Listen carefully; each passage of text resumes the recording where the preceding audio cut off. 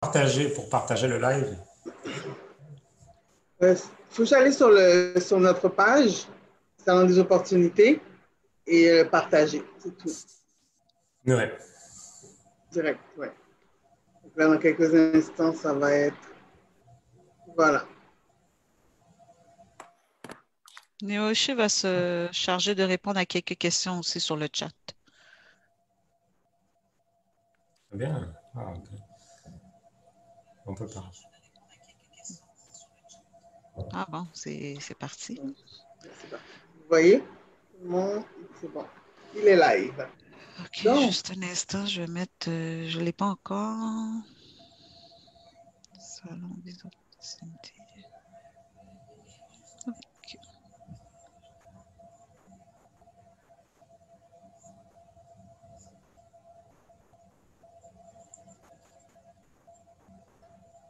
OK. donc, je vais commencer à mettre la présentation. Je vais juste faire un dernier partage ici. Bon, je le ferai tout à l'heure. Donc, je vous redis bonjour à tous et surtout un gros merci d'être avec nous pour ces rendez-vous connectés qu'on fait depuis le mois d'avril.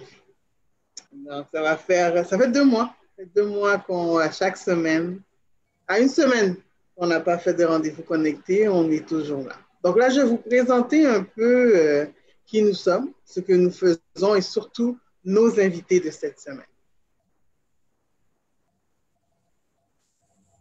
Un instant, je partage tout ça, je fais un plein écran et voilà.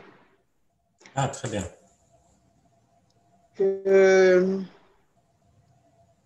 Donc, bonjour à tous, comme je redis. L'agenda de la rencontre aujourd'hui, comment ça va se passer? Je vais vous présenter notre entité, la direction, Nathalie et moi. Les conférenciers vont être présentés par Nathalie d'Orsainville. Le webinaire aujourd'hui, c'est le COVID-19 et ses impacts sur l'immigration. C'est un webinaire qui est donné par un des partenaires du Salon des opportunités. Ça va être fait sous forme de questions. Merci à tous ceux qui nous ont envoyé les questions avant. Donc, on va y répondre. Sur le chat, n'hésitez pas à poser des questions. On va apprendre certaines, mais il y en a d'autres qui vont être répondues déjà live par une personne que vous ne voyez pas, qui est en train justement de regarder les questions qui vont être posées. Donc, n'hésitez pas à poser des questions au fur et à mesure. Et ensuite, on a le mot de clôture. Donc, je me présente, Nersa Dorismont, présidente de Gestion PCO et du Salon des opportunités. Gestion PCO, c'est une firme de recrutement. On est spécialisé dans l'intégration de la diversité ethnoculturelle sur le marché québécois. Notre mission, c'est vraiment de trouver l'emploi pour la minorité visible, l'emploi qui répond à ses critères, à ses compétences. Le Salon des opportunités, c'est un événement qu'on a mis en place en lien avec justement notre mission pour justement présenter au marché québécois les employés, leurs futurs employés qui font partie de la diversité, mais aussi aux entrepreneurs. Quel type d'emploi qu'ils peuvent faire et les ressources qui leur sont offertes dans le même cadre. Gestion PCO existe depuis, j'ai oublié le nombre d'années. 2018. 2017. Les gestions PCO, les salons d'opportunités aussi, on l'a créé la même année. Comme vous savez, le salon des opportunités devait avoir lieu le 19 mars de cette année, en plein début de la pandémie. Donc, on a dû reporter le salon et surtout le réinventer. En le réinventant, ce qu'on a décidé de faire, c'est ce que vous voyez là, des rendez-vous connectés depuis le mois d'avril, pour vous présenter justement certaines conférences qui devaient avoir lieu pendant le salon au niveau virtuel et de nouvelles conférences aussi liées, dans le fond, à la situation actuelle. Mais ce n'est pas tout. On s'est dit, mais le salon des opportunités peut aussi être de manière virtuelle. C'est pour ça qu'on a décidé que le salon se fera en octobre, le 22 octobre de cette année, de manière virtuelle. Nathalie et moi, on va vous présenter le salon virtuel dans le dernier live des rendez-vous connectés. dans 2 semaines, vous pourrez voir qu'est-ce qu'un salon virtuel. Donc maintenant, je cède la parole à la vice-présidente de gestion PCO du Salon des opportunités. Bonjour à tous. Bon, ça me fait plaisir d'être encore une fois parmi vous. Aujourd'hui, on a le plaisir de recevoir deux invités quand même importants. Ce sont nos commanditaires, soit Canadiens. Donc, je vais prendre le temps d'abord de vous présenter Maître Renaud Derry, qui est le fondateur et directeur du prestigieux cabinet canadien d'avocats en immigration canadien. Son parcours académique en droit a débuté avec un diplôme de la faculté de droit de l'Université d'Ottawa pour se terminer avec une maîtrise de droit international des affaires de la célèbre Université King's College de Londres. Ayant lui-même immigré au Canada, Maître Derry possède une compréhension unique des besoins, des préoccupations et des obstacles de déménager dans un pays étranger. Son objectif est de simplifier le processus d'immigration afin de vous aider à réaliser votre rêve canadien. Canadien est le résultat d'un effort soutenu afin de rendre le domaine du droit de l'immigration plus accessible au grand public et ainsi permettre aux candidats de prendre des décisions éclairées. Et notre deuxième invité qui accompagne Maître Derry est Maître Jennifer Ganishat-Nathan, est membre du barreau du Québec depuis 2015. Elle est diplômée de la faculté de droit de l'Université Montréal.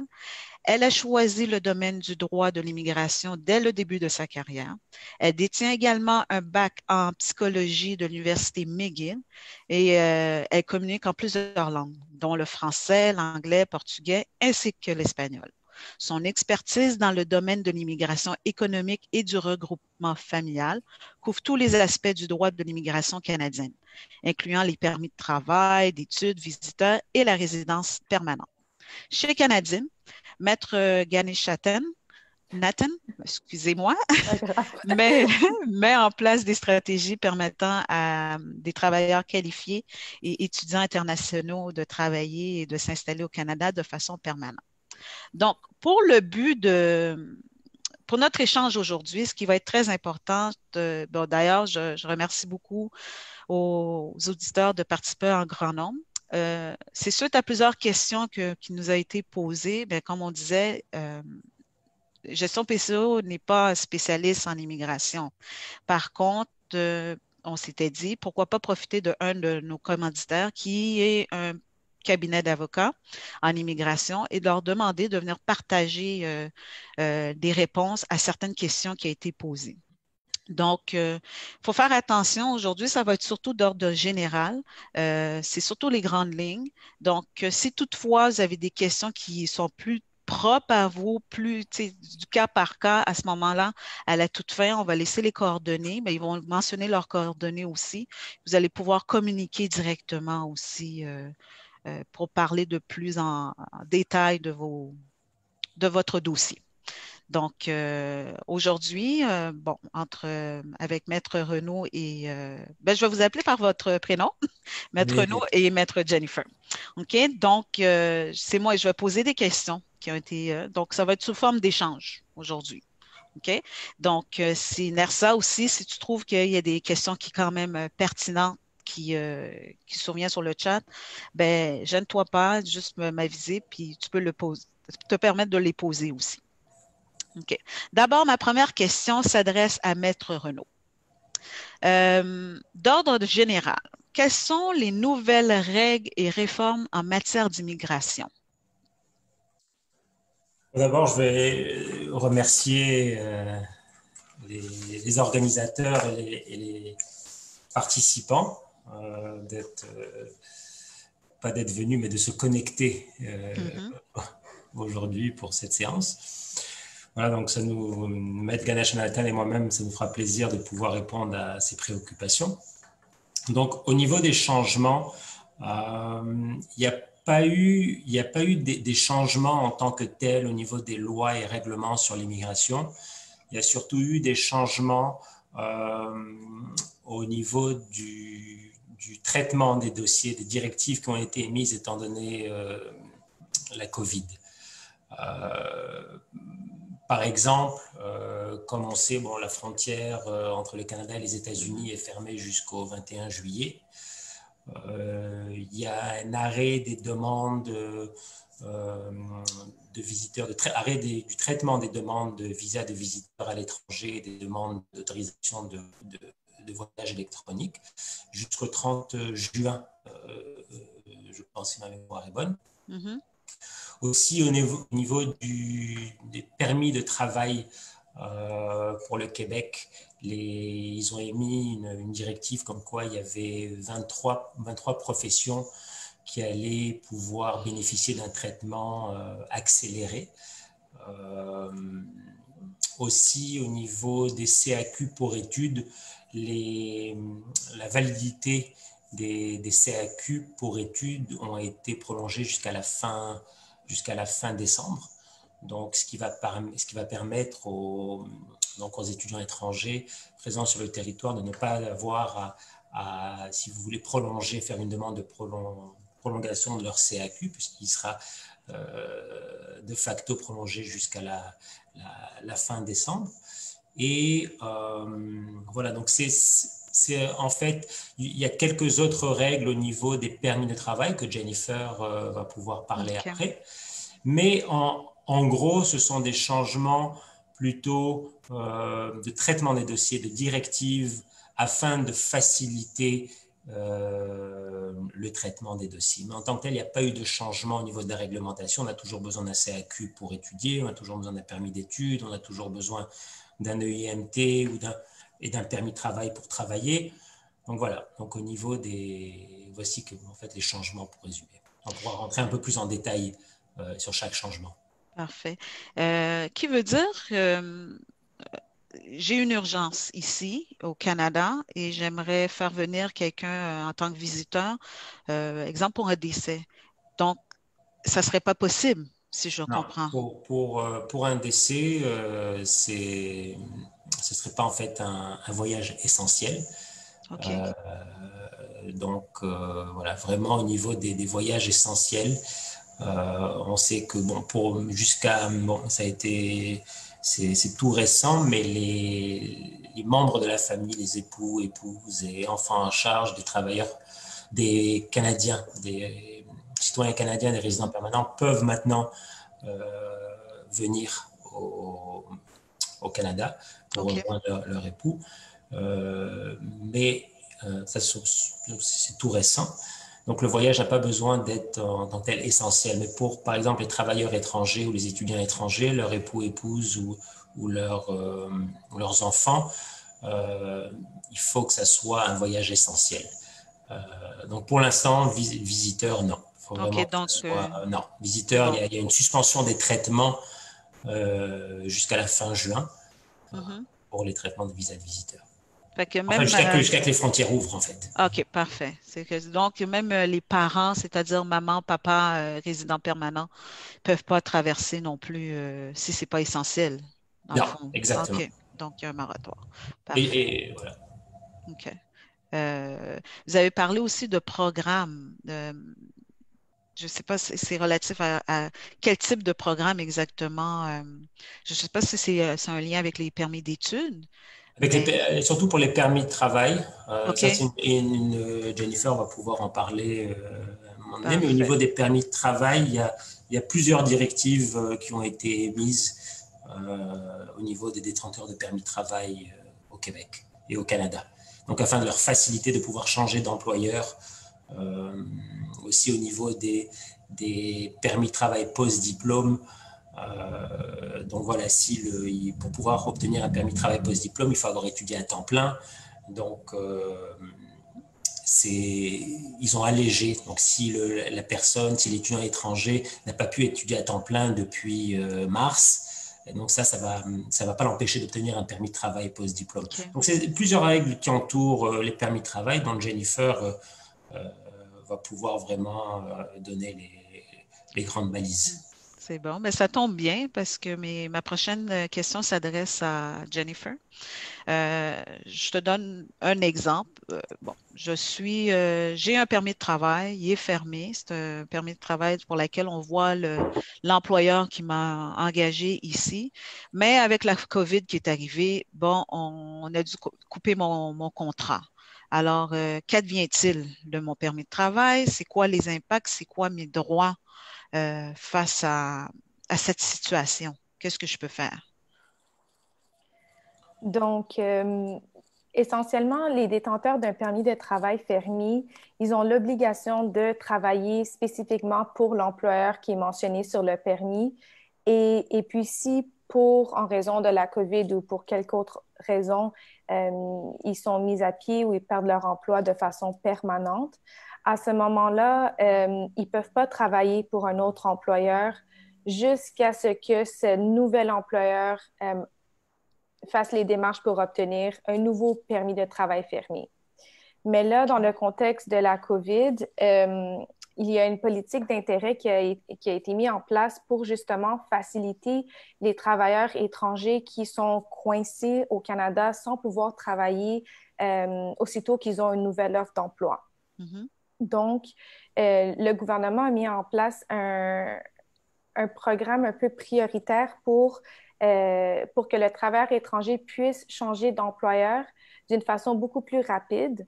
Les démarches, comme Maître Derry l'a mentionné tantôt, il faut toujours avoir un permis de travail pour travailler au Canada. Il faut toujours avoir toutes les mêmes documentations.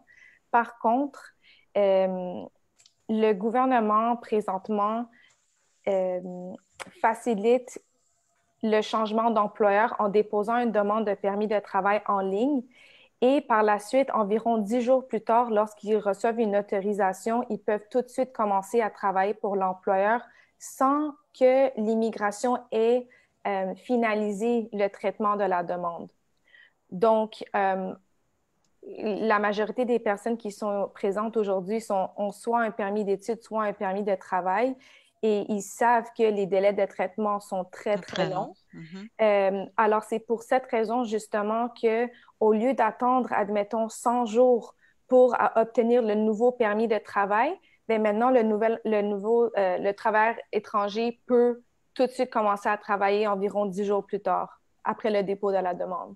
Donc, si je comprends bien, je dépose la demande en ligne. Ça peut prendre environ, est-ce que c'est 10 jours de traitement que je reçois une acceptation ou c'est vraiment, je peux commencer à travailler pour mon nouvel employeur 10 jours plus tard? Donc, comment ça marche? C'est qu'en temps normal, on soumet une demande de permis de travail avec le nouvel employeur et l'offre d'emploi. Okay. Et par la suite, il faut attendre 100 jours jusqu'à ce qu'il y ait une décision sur la demande du permis de travail. Et pendant toute cette durée, admettons 100 jours, le travailleur étranger ne peut pas travailler pour le nouvel employeur. Donc là, c'est sûr que le nouvel employeur veut son travailleur, il veut qu'il commence à occuper le poste. Donc, l'Immigration Canada a mis une exception où le travailleur peut commencer à travailler dans un délai environ de 10 jours. Et je dis 10 jours parce que aussitôt que le gouvernement reçoit la demande, on doit envoyer une demande spéciale pour réviser le dossier et nous permettre d'occuper ce nouveau poste. OK. Bon, OK, c'est quand même assez clair. J'espère que Mais ça ne veut pas dire que le délai de traitement ne continue pas. Il faut quand même attendre le 100 jours, puis après le 100 jours, il y aura une décision. Ils vont recevoir le nouveau permis de travail par la poste. Parfait, c'est bon. OK. Et advenant que mon permis de travail ou d'études expire, et puis bon, je n'ai pas remarqué la date d'expiration, quels sont les impacts?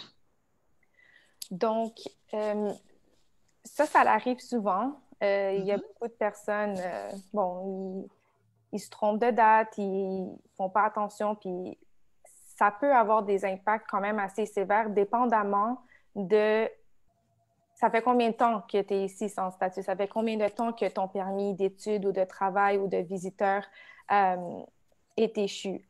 Et c'est cette durée-là qui va ouvrir les options pour pouvoir soit rester ici légalement ou devoir quitter le territoire. Donc, admettons qu'il y a un étudiant international, son permis d'études est expiré le 1er janvier 2020. Et puis, le 1er février, il se rend compte que, oh mon Dieu, mon permis d'études est échu, il faut que je fasse une demande pour rester ici légalement. Donc, il y a une demande qui s'appelle, c'est un rétablissement de statut. Donc, cette demande de rétablissement de statut, c'est possible dans les 90 jours depuis l'expiration du permis. Donc, le 1er janvier 2020, plus 90 jours, ça, c'est le délai que tu as pour demander au gouvernement canadien de rétablir ton statut comme étudiant ou de le rétablir comme visiteur ou de le rétablir comme travailleur.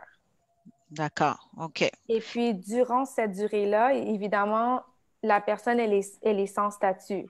Donc, elle ne peut pas travailler, elle ne peut pas étudier jusqu'à ce que le gouvernement approuve cette demande de rétablissement. Qui veut dire que si cette personne-là était à l'emploi ou aux études, elle est obligée de quitter son employeur ou ses études.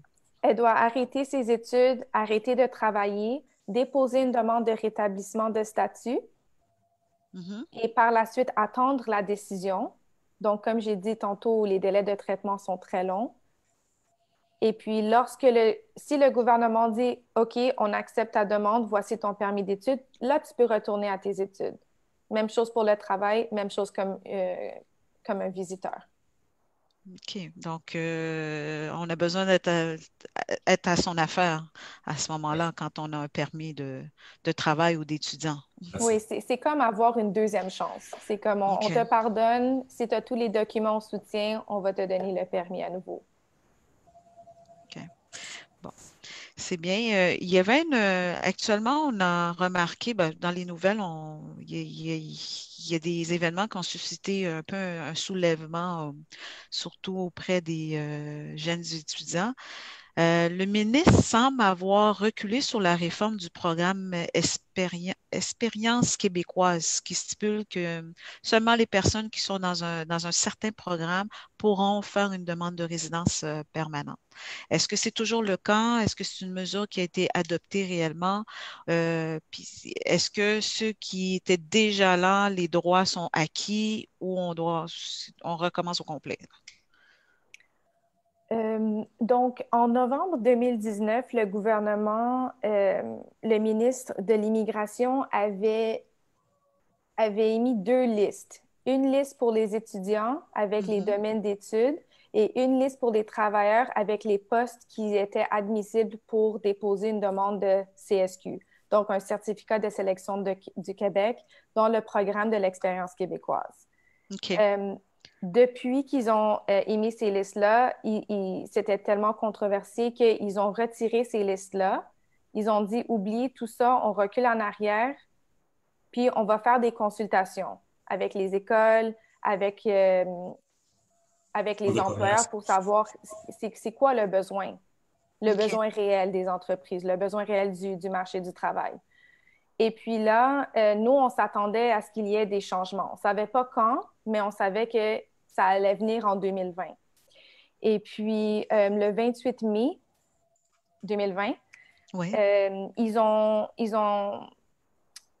rédigé un projet de règlement où il n'y avait pas de liste, il n'y a pas de liste de domaines de formation, il n'y a pas de liste d'emploi, de postes, mais ils ont dit qu'ils vont prioriser de l'expérience de travail. Donc, je peux continuer sur ça juste pour vous expliquer ça, c'est quoi les grandes lignes.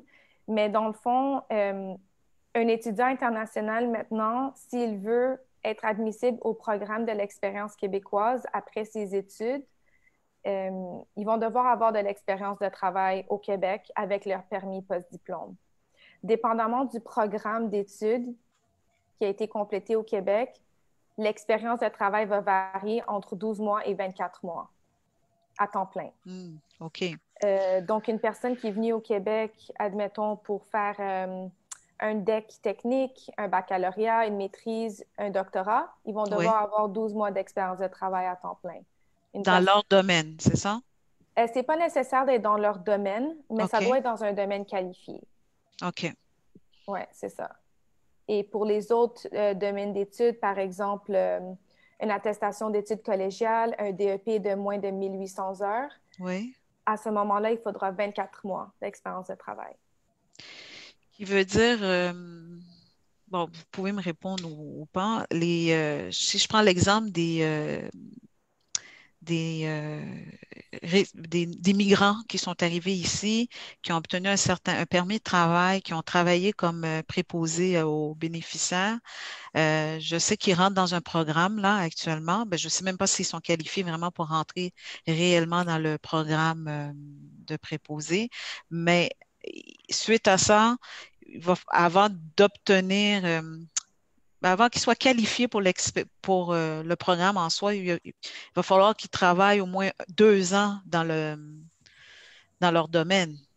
Mais sauf que les autres n'ont pas étudié nécessairement ici. Donc, il y a une autre catégorie.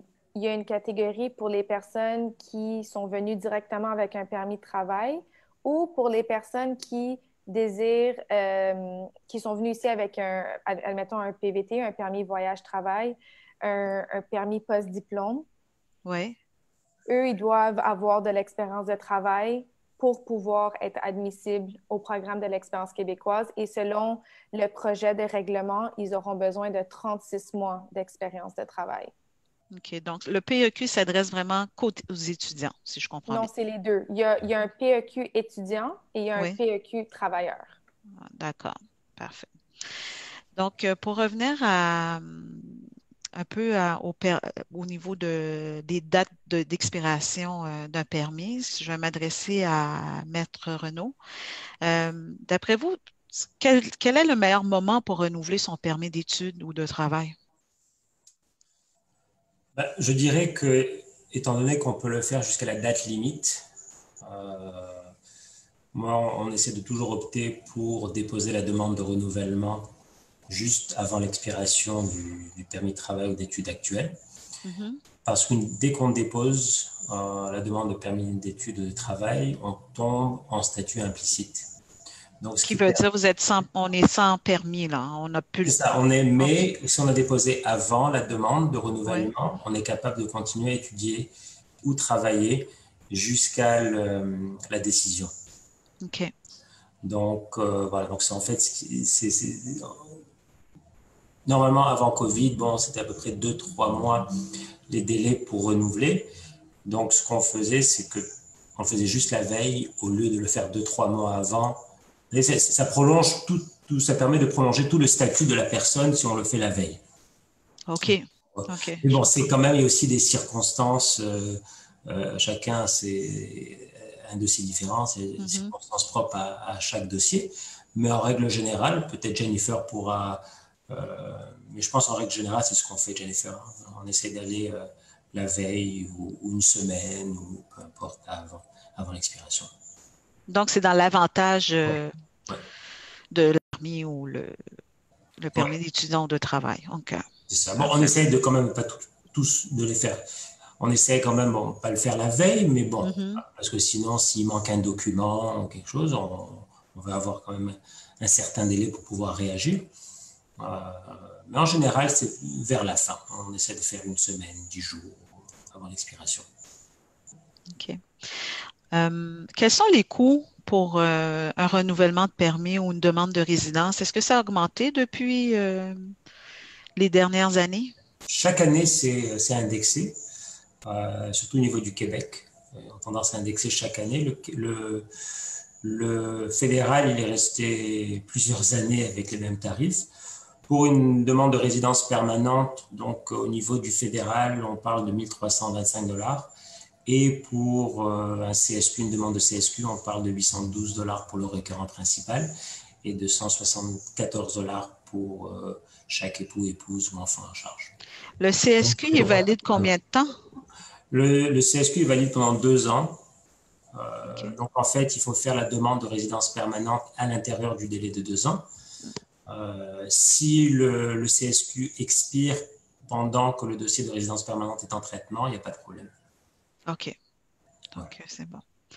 Nersa, je ne sais pas, est-ce qu'entre-temps, est-ce qu'on a eu des questions relatives à ce qui a été posé au début comme question? Il y a beaucoup de questions. Merci, collègue de Canadien qui aide dans la réponse aux questions. Mais je vais revenir sur une question de Céline Saint-Fleur qui demandait je suis une personne protégée par la CSQ, plus la carte d'absence maladie avec l'évaluation d'études fait hors du Québec. Mais on ne m'a pas accepté pour étudier. Donc, est-ce qu'elle peut refaire une demande pour un permis d'études? Pourquoi elle n'aurait pas été acceptée pour étudier? Donc, c'est ça. Donc, je pense que ça... Voici un type de question qui devra être étudié, envoyé directement à...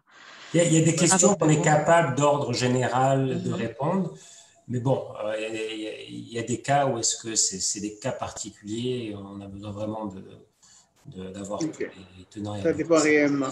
Oui, exactement. S'il y a une demande de permis d'études qui a été refusée, on peut toujours faire une nouvelle demande, mais là encore, ça dépend des circonstances. C'est bien. OK. Une autre, est-ce que je peux demander le permis d'études sans avoir obtenu mon CSQ qui est en cours? Vas-y, Jennifer.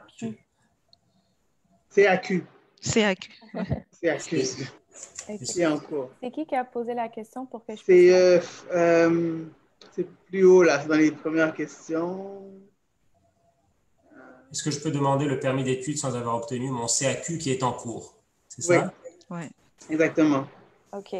Donc, ça dépend parce que si le CAQ était valide à partir du 30 avril, ce n'est pas nécessaire d'avoir un CAQ pour prolonger parce que comme Médéry avait expliqué plus tôt, tous les CAQ ont été prolongés automatiquement jusqu'au 31 décembre 2020. Donc, le permis d'études peut être prolongé sans le CAQ. Par contre, je ne sais pas c'est quoi la situation de Ferdinand au Canada si son CAQ avait déjà expiré. Peut-être que... Non, je suis visiteur. Ah. Donc, il faut un CAQ pour faire le dépôt d'une demande de permis d'études. OK. Merci. Combien de temps ça peut prendre une demande de CAQ? Oh. Bon, en temps normal, ce serait à peu près 25 jours ouvrables. En ce moment, on parle d'environ 4 mois. Oh mon Dieu, OK. Ouais. Ça peut être très long. Est-ce que c'est la même chose pour le CSQ? C'est aussi long? Le CSQ, ça, c'est notre paire de manches. Oui, le CSQ, avant, c'était 21 jours ouvrables. Et puis, tout récemment, ils ont annoncé que ce serait 6 mois de délai de traitement. De délai de traitement, OK. Donc, pour l'obtention du CSQ, il faudra attendre environ 6 mois. Mais même ceux qui sont déposés maintenant, ça veut dire avec les règles actuelles, ça prend déjà, je pense, 3-4 mois pour avoir un CSQ. La règle des 2-3 semaines, un mois, je pense que ça fait longtemps que c'est révolu. OK. Et puis, le CSQ, lui, c'est lors d'une demande de résidence permanente qu'on fait la demande du CSQ. C'est bien ça? Tout à fait. Et puis, le CAQ, c'est lors d'études. OK. Ou travail. Études et travail. OK. Mais permis de travail fermé, pas le permis post-diplôme que tous les étudiants vont devoir. Le permis post-diplôme, il est ouvert, lui, celui-ci. OK. Et il est bon combien de temps? Il est valide combien de temps, ce permis-là?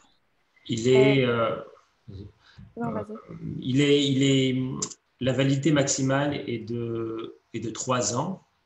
Donc, il va avec la durée des études. Si on a un programme d'une durée de moins que 12 mois, on ne serait pas éligible à un permis de travail post-diplôme.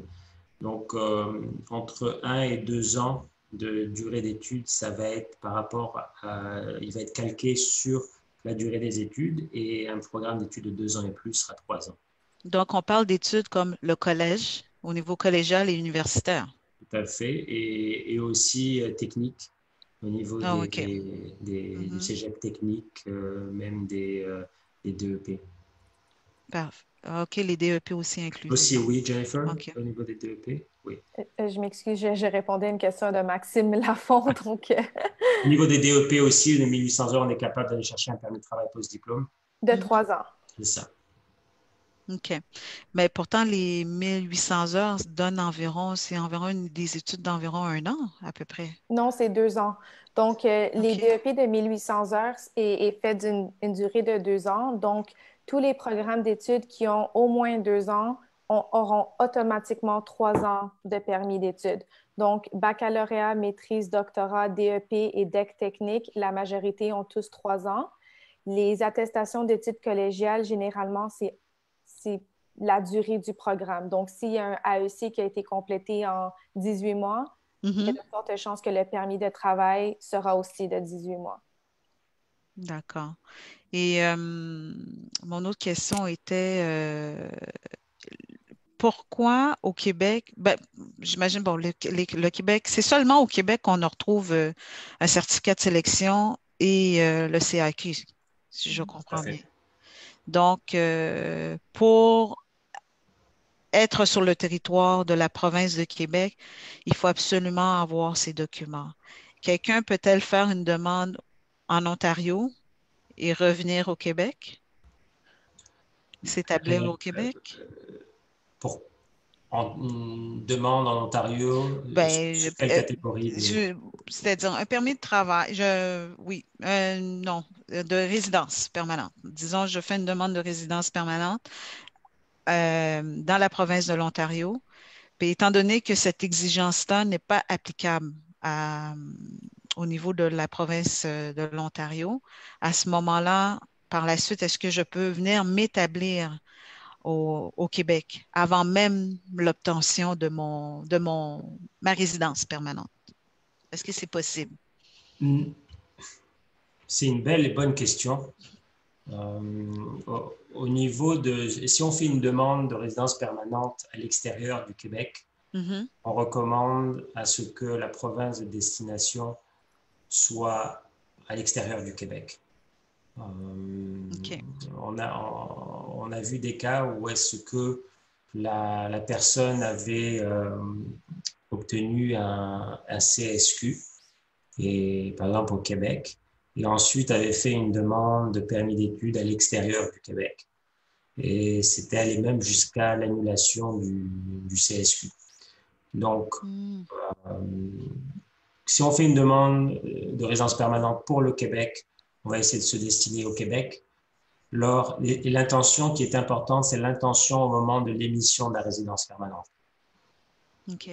Donc, il faudrait s'établir soit à l'extérieur du Québec si elle est faite à l'extérieur, ou au Québec si elle est faite au Québec. Maintenant, une fois qu'on obtient la résidence permanente, en vertu de la charte, il y a une liberté de mouvement. Donc, on peut toujours ensuite changer de province, venir s'installer au Québec, mais on demande quand même un début dans la province de destination. C'est bon, parfait. Pour revenir au permis post-études, une fois que celui-ci est expiré, est-ce que je peux le renouveler? Jennifer, vas-y. Le permis post-diplôme est émis une fois. Par contre, la seule exception où le permis peut être prolongé, c'est s'il a été émis selon la durée du passeport. Donc, admettons qu'une personne avait le droit d'avoir un permis post-diplôme de 3 ans parce qu'elle a complété un DEP de 1800 heures, mais que son passeport expire dans une année.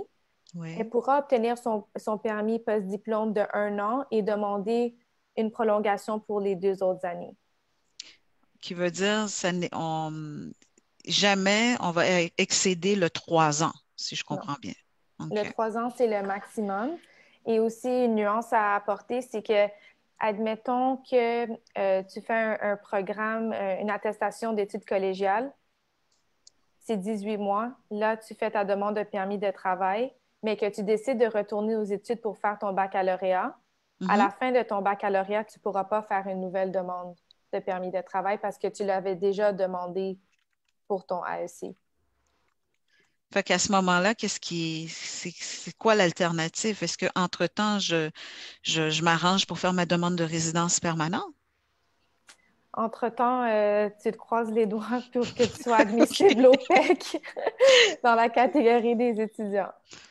OK. Ou sinon, avoir un parrainage d'un employeur au Québec.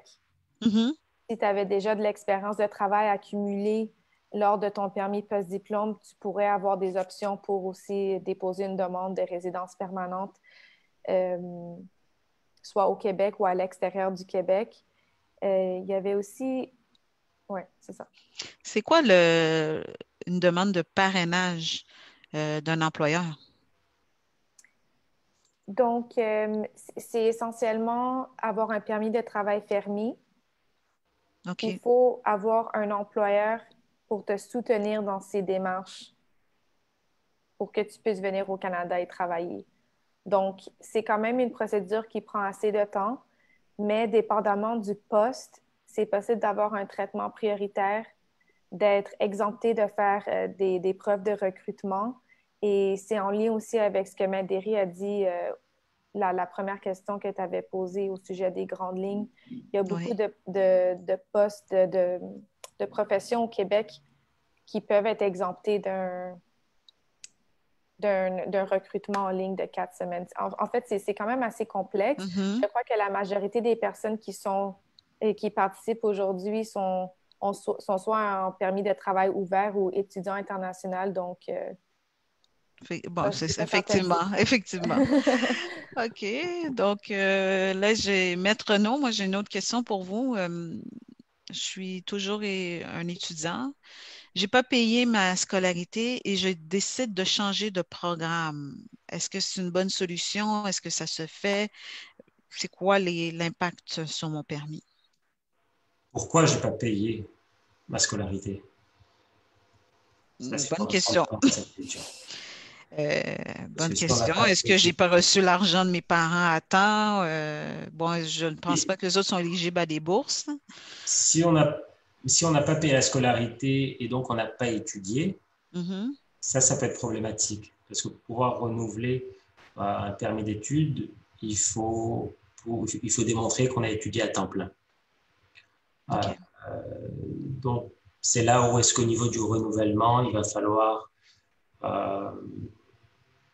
faire foi des circonstances qui ont amené à ce que la personne n'a pas payé les frais de scolarité. C'est possible que ça va arriver avec la COVID, comme quoi, par exemple, les parents ont problèmes financiers dans le pays d'origine, on n'a pas pu envoyer, voilà, on n'a pas pu aller à la banque ou quelque chose. Donc quand même, j'imagine que ce sont des cas qui vont se présenter, mais ça va être encore là du cas par cas. Et là, j'ai l'impression qu'il y a beaucoup de jeunes, des étudiants là, qui sont pris sur le territoire actuellement parce que souvent, nous, quel type d'appel qu'on reçoit, c'est est-ce que vous avez un contrat pour moi pour que je puisse avoir un permis de travail? Là, les employeurs, ils doivent fournir IEMT. EIMT. Oui, voilà. Ils doivent fournir, puis même pour l'employeur, bon, OK, la démarche aussi, souvent, il la trouve particulièrement très lourde, donc ils ont moins d'intérêt. Mais il y a des solutions. Il y a des solutions. On peut les faire basculer sur un visa de visiteur, on peut les faire basculer sur un permis d'études s'ils sont en permis de travail, qu'ils ont perdu leur emploi. Donc, on peut, dépendamment encore des circonstances, il y a moyen de trouver des solutions et ce sont des solutions qu'on travaille avec le client pour pouvoir avoir une planification à court et moyen terme de ces objectifs d'immigration. Donc, voilà, une des solutions maintenant, comme on fait, c'est, comme je l'ai mentionné, c'est de les faire percuter sur un visa de visiteur. La personne qui a perdu son emploi en raison de la COVID, qui est sur permis de travail, elle ne veut pas retourner dans son pays d'origine, donc afin qu'elle puisse rester légalement, on va faire soit une demande de permis d'études sur un programme, ou alors une demande de visa de visiteur. OK, puis une fois que ce permis de visa de visiteur est émis, entre-temps, ça lui permet de chercher un emploi. Puis du moment qu'elle trouve un emploi, elle peut recommencer sa démarche pour obtenir un nouveau permis. Au niveau du visa de visiteur, elle ne va pas pouvoir demander un permis de travail à l'intérieur du Canada. Mais d'ici là, peut-être que les frontières vont ouvrir, vont réouvrir, que la personne pourra faire une demande de permis de travail de l'extérieur du Canada, pourra sortir et revenir. Donc, pour l'instant, pour être très honnête, on n'est pas capable d'émettre des opinions à moyen et long terme avec ce qui se passe. Donc, c'est vraiment du maintenant de pouvoir leur permettre de rester sur le territoire de façon immédiate. Quand on parle de sortir du pays, est-ce qu'on parle de retourner dans son pays d'origine ou c'est juste traverser la frontière, faire sa demande et revenir? Oui, ben alors, oui, ça veut dire, dépendamment, il y a des demandes, disons que les frontières étaient ouvertes, ça dépend des cas et de la nationalité des clients. Il y a des candidats qui peuvent faire le tour du poteau et les États-Unis et revenir et demander un permis de travail au port d'entrée. Okay. Alors qu'il y en a d'autres qui doivent être déposés aux ambassades. OK. Aux ambassades à l'intérieur du pays? Non, à l'extérieur. À l'extérieur du pays. OK, parfait. Donc puis la dernière question que j'ai reçue aussi, mais je crois qu'on l'a répondu. J'ai complété mes études et je veux travailler à temps plein. Est-ce que je dois attendre l'approbation de mon permis avant de travailler? Voilà, Jennifer. Donc, pour les étudiants internationaux qui veulent déposer la demande de permis de travail en ligne, ils peuvent commencer à travailler à temps plein aussitôt que la demande a été déposée en ligne. Ils auront une confirmation de soumission et à partir de ce moment-là, c'est possible de travailler à temps plein. OK. Donc, peu importe que la demande a été traitée, puis qu'il y a une décision positive ou négative, elle aurait le droit de travailler. OK. Bon, moi, ça, c'est clair. Donc, c'est bon. Nersa, est-ce qu'on a d'autres questions? Il y en avait vraiment plusieurs. Je dirais les Q&A, le chat est vraiment quelque chose, mais la plupart ont été répondus ou votre collègue qui fait un travail extraordinaire de répondre live a répondu à plusieurs questions. J'en ai juste une sur j'ai vu peut-être sur le live de Facebook. Moi, je vais. Et c'est dû à la situation du COVID de la personne, mais je crois que c'est quelque chose qui peut être intéressant. J'ai un permis de travail fermé et le contrat avec l'employeur est résilié.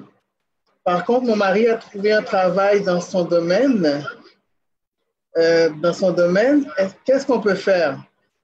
Puisque c'est moi qui ai le statut, qui m'a permis d'arriver au Québec, au Canada. Quel statut a le mari?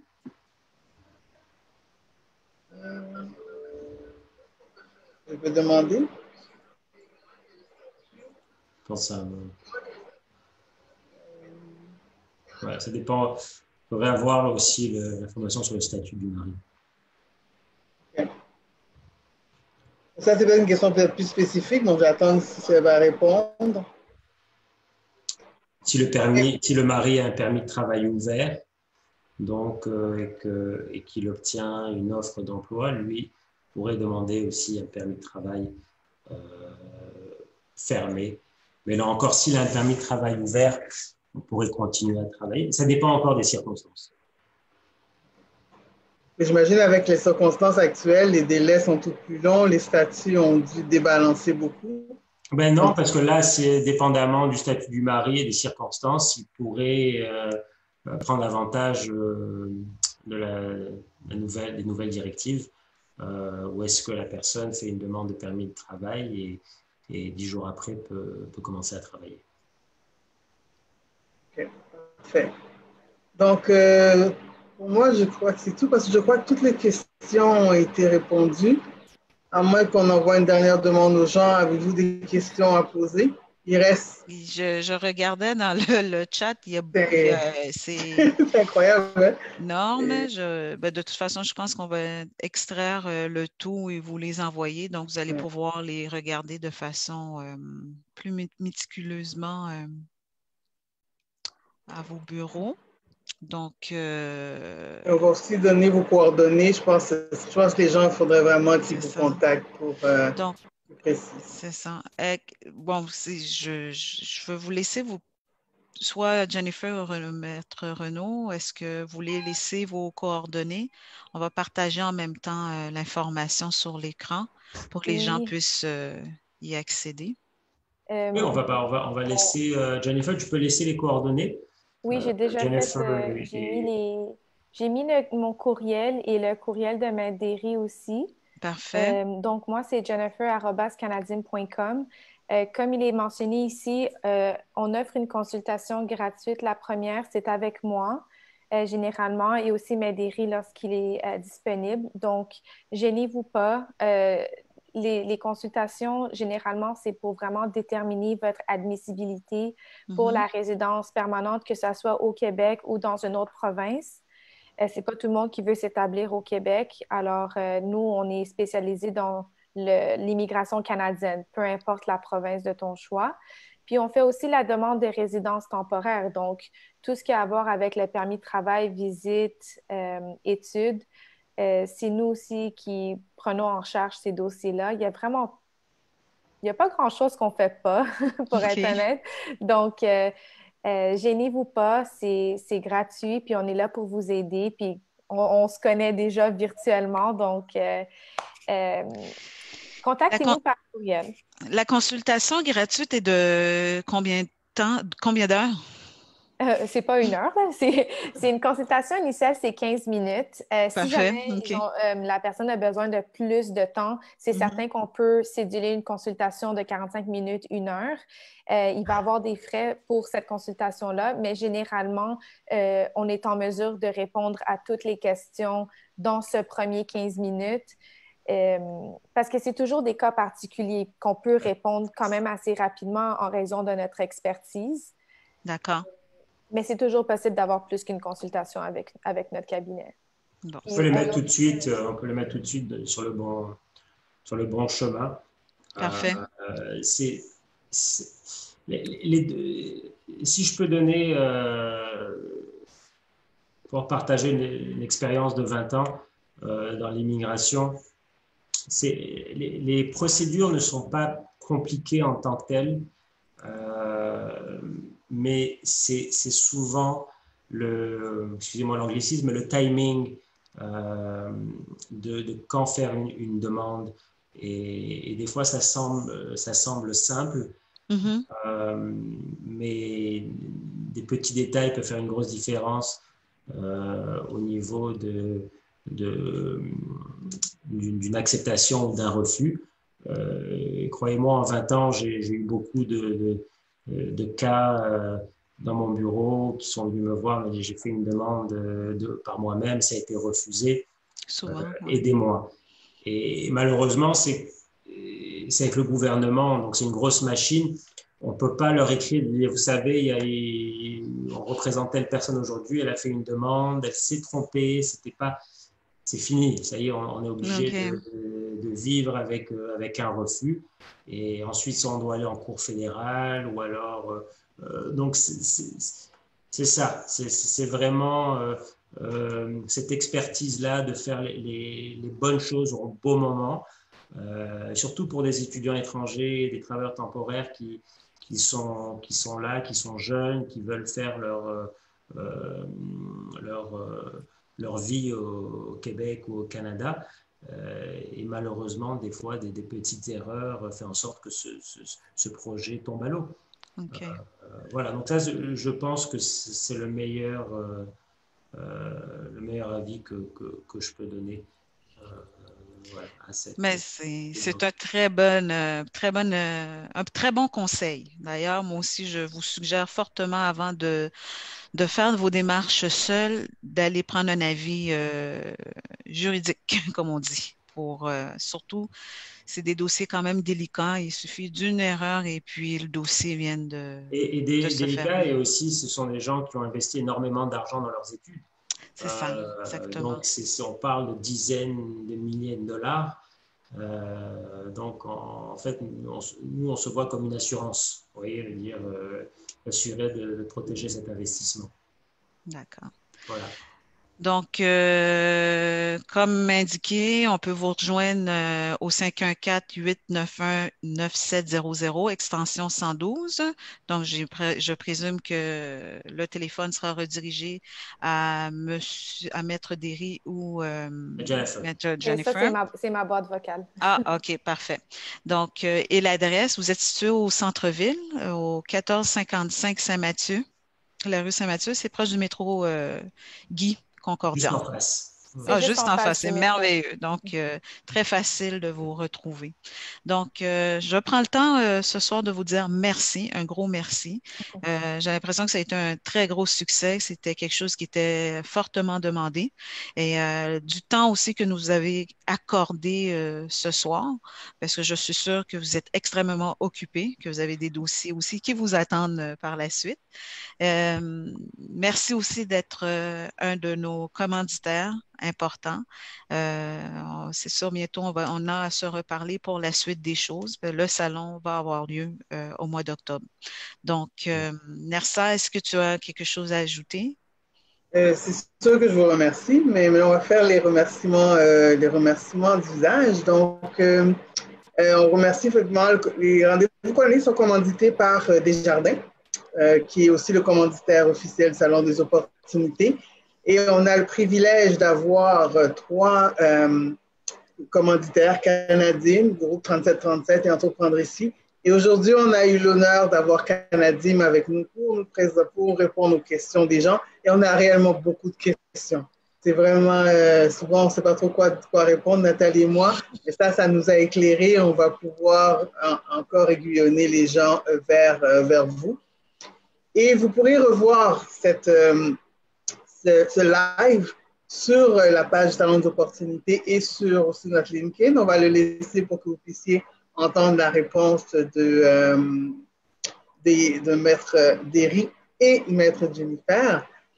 Et encore un gros merci, vraiment, d'avoir pris 7 heures avec nous ce soir. Réellement, j'imagine les dossiers doivent s'empiler à côté et réellement d'avoir si généreusement été là avec nous.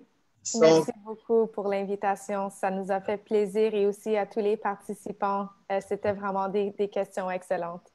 Vraiment. C'est parfait. Merci. Merci beaucoup. Merci bonne à soirée. vous. Bye bye, bonne soirée. Au revoir. Bye.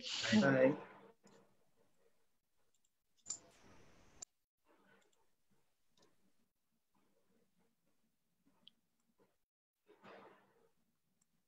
C'est ce que je veux. Ça record encore. Oui, est-ce que je veux garder des questions?